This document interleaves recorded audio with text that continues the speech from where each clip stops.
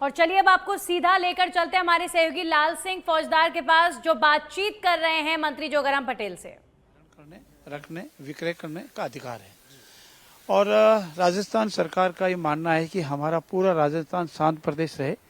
और किसी भी एरिया में इस तरह से कोई डिस्टरबेंस होता है, कोई पलायन होता है, पलायन को मजबूर किया जाता है, औने पौने पर दामों पर संपत्ति विक्रय करने को मजबूर किया जाता है, तो पूरी जांच करने के उपरांत सरकार उसको इस कानून के लागू होने के बाद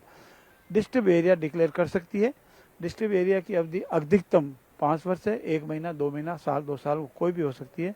और अगर बार बार इस नियमों का कोई अवहेलना करेगा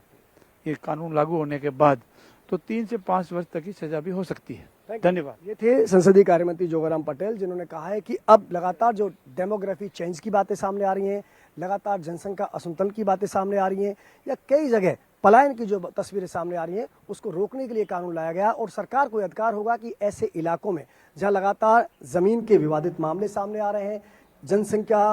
असंतुलन हो रहा है, क्षेत्र की डेमोग्राफी बदल रही है, ऐसे इलाकों को सरकार अशांत क्षेत्र यानी कि डिस्टर्ब एरिया घोषित कर देगी इस कानून के लागू होने के बाद। उन इलाकों में फिर जमीन का आप खरीद फरोख्त नहीं कर सकते बिना परमिशन के, यानी कि अगर अशांत क्षेत्र घोषित होने के बाद जमीन की खरीद फरोख्त आसान नहीं होगी। इसके साथ ही अगर कोई व्यक्ति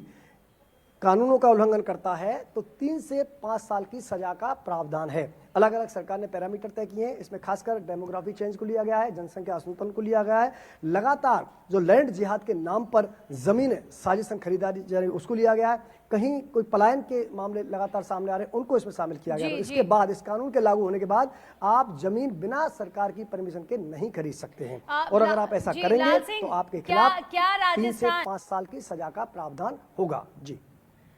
लाल सिंह, क्या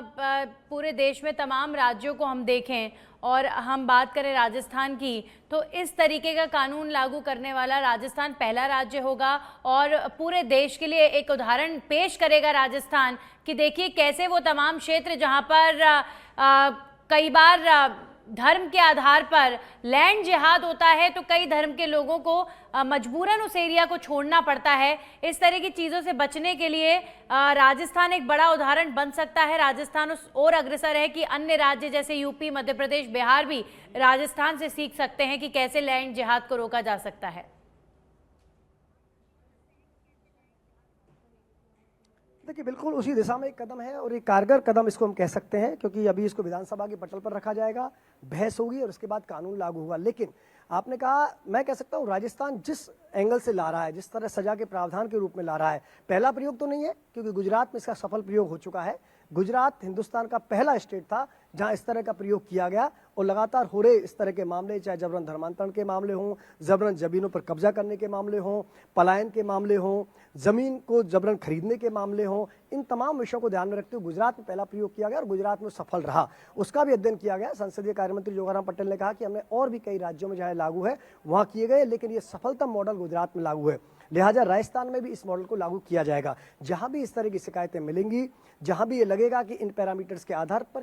किसी को डिस्टर्ब एरिया घोषित किया जा सकता है, तो पूरा इलाका एक तरह से सरकार के कब्जे में होगा, यानी कि वहां की तमाम गतिविधियों पर सरकार का नियंत्रण होगा, चाहे वो जमीन की खरीद फरोख्त का मामला हो या फिर कोई और मामले हो। बस यही है कि लगातार बढ़ते हुए जबरन जमीनों पर कब्जे, लगातार जनसंख्या असंतुलन, ये जो मामले लगातार सामने आ रहे हैं, हाल ही में टोंक में एक मामला आया कि 800 परिवारों ने पलायन किया, तो ये तमाम जो तस्वीरें वो कहीं ना कहीं सोचने में बाध्य करती हैं। आखिर देश में सभी को जो समान अधिकार है, तो एक व्यक्ति भयभीत होकर क्यों पलायन कर रहा है, क्यों उसको जमीन से बेदखल किया जा रहा है, क्यों डेमोग्राफी चेंज हो रही है, इन तमाम बिंदुओं को ध्यान में रखते हुए कठोर कानून लाया गया नंदनी, और उम्मीद करते हैं कि राजस्थान जब इस कानून को लागू करेगा तो एक बेहतरीन मॉडल के रूप में देश के सामने आएगा। जी बिल्कुल, इसका मतलब राजस्थान में सरकार ने एक जरिया बनाया है कि जो लोग अपने क्षेत्र को छोड़ना नहीं चाहते लेकिन मजबूरी में ऐसे हालात कई बार क्रिएट कर दिए जाते हैं उनके इर्द गिर्द कि उन्हें अपनी सिक्योरिटी के लिए, अपने बच्चों की सुरक्षा के लिए उन्हें पलायन करना पड़ता है, अपने घरों को औने पौने दामों पर बेचकर उन्हें जाना पड़ता है। पूरी स्ट्रैटेजी के तहत कई क्षेत्रों में इस तरीके का जो पलायन है वो देखने को मिला है। तो अब अगर रास्ता सरकार दे रही है कोई कि इससे बचा जा सकता है और जो लोग रह रहे हैं शांतिपूर्ण तरीके से अपने क्षेत्रों में वो रह पाए, तो इससे बेहतर क्या होगा। शुक्रिया लाल सिंह आपका तमाम जानकारियों के लिए। तो मुख्यमंत्री भजनलाल शर्मा की अध्यक्षता में कैबिनेट की बैठक हुई। कैबिनेट की बैठक में कई महत्वपूर्ण बिंदुओं पर चर्चा हुई, लेकिन आज एक बड़ा मुद्दा जिस पर चर्चा हुई है वो ये है कि राजस्थान में कानून लागू होगा। राजस्थान की डेमोग्राफी को बचाने के लिए, राजस्थान में जो कई परिवारों को एक साथ पलायन की स्थिति बनी है कई क्षेत्रों में, उन्हें उस पलायन से रोकने के लिए कानून बनाया जाएगा। और अब ये देखना होगा कि किस तरीके की सियासत इस पर प्रदेश में देखने को मिलती है, क्योंकि अभी कांग्रेस पार्टी से भी जाहिर तौर पर इस पर रिएक्शन आना लाजमी है।